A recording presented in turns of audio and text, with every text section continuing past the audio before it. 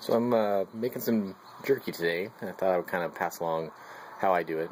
This will be made out of deer, just about probably 2 pounds there, and I'm going to be using kind of a recipe that I've been working on really since I started making jerky, but this is kind of what I've come up with, and it comes out pretty good. So kind of show you how I do it and maybe give you some ideas for doing yours down the road.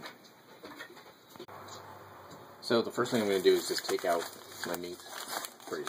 Pretty standard stuff, but one thing I do with all of my game processing is I make it so when I take it out of the package, it's ready to roll. So this was all cut into strips, and trimmed up, all the silver skin, everything's taken off. So when I go to make something, all I gotta do is unwrap. There they go.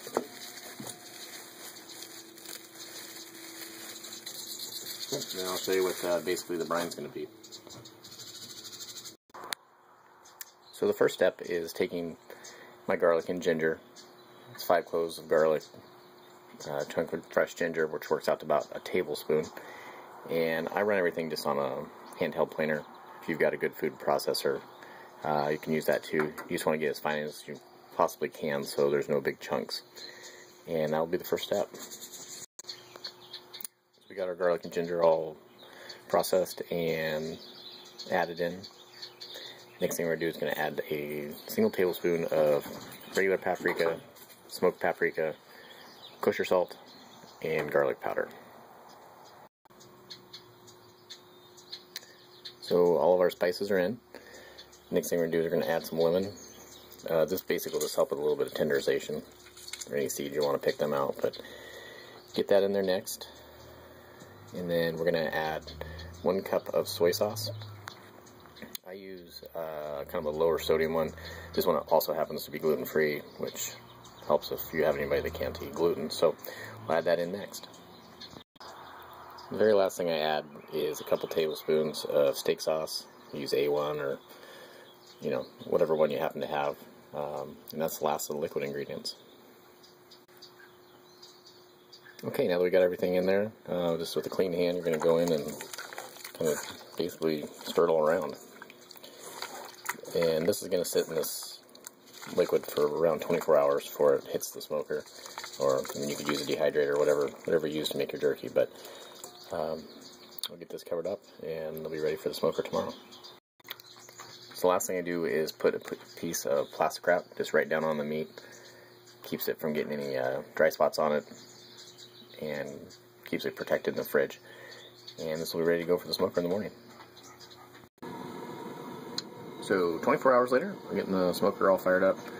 I'm just using some apple chips. And I usually let the smoker get smoking before I get my meat in here. So while this is getting those guys going, we'll get some of the jerky out on the racks.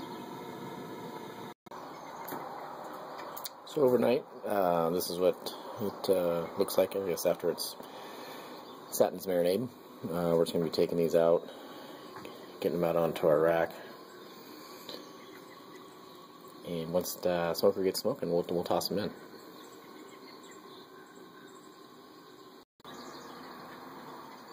Okay, got them all spread out. Got lots of room, so they're not crowded. The smoker's starting to do its thing here, so I'm going to turn this down to low and put them in and let them hang out in there for a while. 4.5 hours later, it's all done, looking good. I think the only people that bothered were the little birds in this house. They probably didn't appreciate the smoker going all morning, but it is all done, and it came out really good. So, jerky is one of those things, everybody's got their own special recipe, whatever, but this is just one version of one of the ones I make. So, figured it might be something different if you're looking to try something new. So, as always, thanks for watching. Have a good one.